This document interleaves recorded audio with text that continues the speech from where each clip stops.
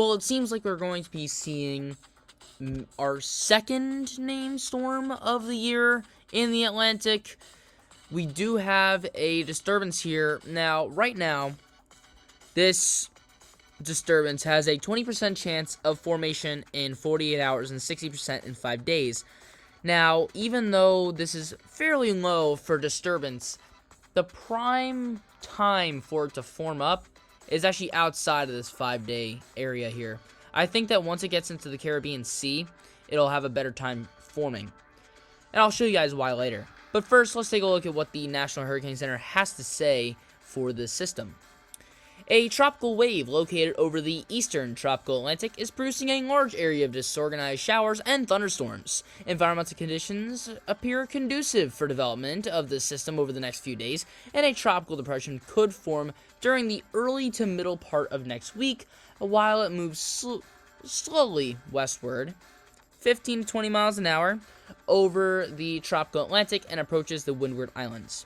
What's important about this is that it is the first disturbance of note in the main development region of the Atlantic, from 5 degrees north to 15 degrees north. Right in here, these tropical waves come off of the African coastline. They call them Cape Verde low pressures, and you can see some development across this main development region, but right now it's a little too early, of course being June 25th. And we can see them sneak up into either the Caribbean and into the Gulf, where they can intensify rapidly, such as Hurricane Irma in 2017 that rode right up the Greater Antilles and into Florida as a Category 4 storm. You could also see them move further to the north, like Hurricane Florence in, I believe, what was that, 2018, 2019? Somewhere in there. And we saw that hit the Carolinas.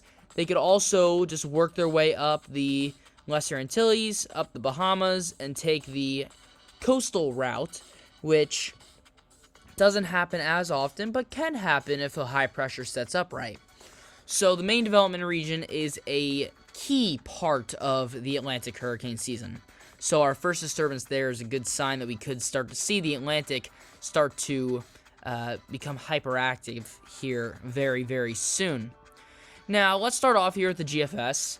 The GFS isn't really the main reason why we have a 60% chance of formation in 5 days, as the GFS has is basically dying off and then reforming again once it gets into the Caribbean Sea, starting to rapidly intensify and eventually make landfall in the Yucatan here as possibly a hurricane. 964 millibars, cross over the Yucatan, re-strengthen a little bit in the Gulf of Mexico, and make landfall here in Mexico. So let's take a look here at the winds. Now, the wind speeds here are fairly high. You get those reds, that's strong tropical storm. And on the other side here, that's definitely some purples in there. Let me see if I can get a little bit closer. There we go. Definitely some purples in there. Definitely in the 64 to 110 range. So, Category 1, Category 2 storm, possibly.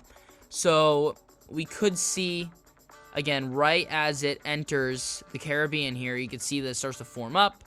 And we get those greens starting to become a little bit more consistent right about here. This is 8 p.m. Eastern on June 30th, so next week, middle of next week approximately, and we start to see it at a strong tropical storm level here. That is July 1st. It's crazy that that is next week. Wow. July 1st, that's next Friday. And we could see it probably become a hurricane there soon after, late July 1st, early July 2nd, as it continues to strengthen and drop in pressure, making landfall in the Yucatan. Now, it does wipe off a lot of that strength across the Yucatan back to a low-level tropical storm, but does re-strengthen into possibly a strong tropical storm, maybe even a hurricane yet again through the Gulf of Mexico. And that's mostly because of the temperatures there, which, if I can get, let's see if the northern Atlantic has temperatures. I doubt it. Nope. So let's try and kind of weasel our way around that by using this.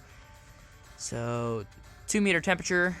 You can see here that these reds, 80 to 90 degrees in the Gulf of Mexico, and the Caribbean Sea seems a little bit under that, maybe high 70s, low 80s, which for this time of year is pretty high. Now, you can see the warmest areas are right along the shoreline of Texas and Louisiana, which means that there could be rapid intensification there, but right now it doesn't seem like this storm is going to go that way due to the high pressure systems. Let's go back to the North Atlantic. Yeah, we have a high pressure here in New England Northeast area that will keep this further south, which is a good thing. So, the European model here, also one of our key models here. I actually buy the European model usually more than the GFS. Also has this kind of struggling through the main development region, but eventually as it starts to cross the Lesser Antilles, we start to see a little bit more organization there. This is right around June 29th.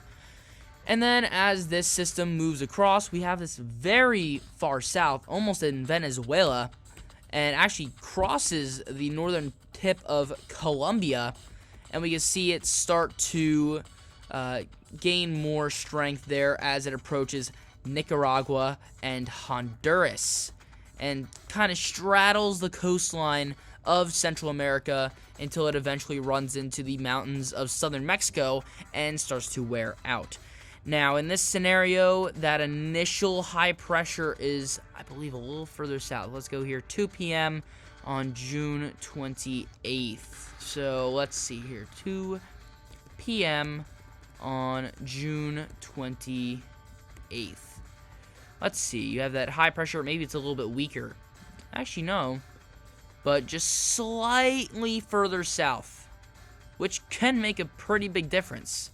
Just the slight change of those high pressures steering the storm into the southern Caribbean. Now, let's take a look here at our wind speeds.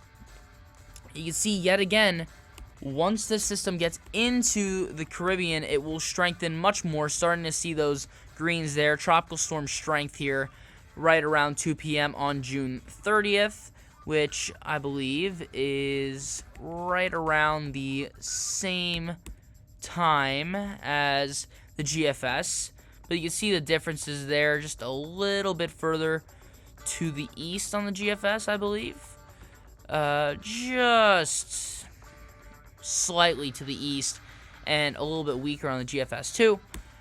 And then you can see that instead of making that turn to the north and gaining strength that way, it kind of waits a little bit longer as another high pressure here. So that's a difference there. That high pressure dissipates on the GFS, allowing that storm to make the turn to the north slightly earlier. You can see that high pressure goes away here at 8 p.m. on July 1st, whereas this is 8 a.m. on July 2nd on Eastern Time, and it starts to disappear 2 p.m. on July 2nd, which means that this storm is going to get pushed further to the west before making that turn to the north, which will actually keep it at a mid to high-end tropical storm compared to a Category 1 or Category 2 hurricane. Now, it does make landfall in Nicaragua and stay at or near tropical storm force strength for a while as it moves through Honduras, Belize, Guatemala, and southern Mexico. It starts to deteriorate there. So I don't know which situation here is worse. It seems like in the GFS version, you have more damages in the Yucatan overall, but in less area. It kind of stays off the coastline a little bit, maybe some wind damage in parts of Honduras and Nicaragua, but limited damages in Central America, but mostly more damages in parts of Mexico, whereas the European model has more damages in Central America, but a weaker overall storm. So I would say the GFS is a bit worse, but the European model isn't much better either, with the underdeveloped Central America getting the brunt of that. So what do you think about this system? Comments in the comment section down below. Right now, I think that it's a pretty good shot to be our next tropical storm in the Atlantic. But that's just my opinion. Of course, we still have a while. Of course, middle of next week is a long time in tropical storm days. So we could totally see this take a totally different route in that time. But that is all the information that I have for today. If you found this video informative, consider leaving a like, subscribing, and hitting the bell. That is all I have for today. Thank you guys for watching, and I'll see you guys next time.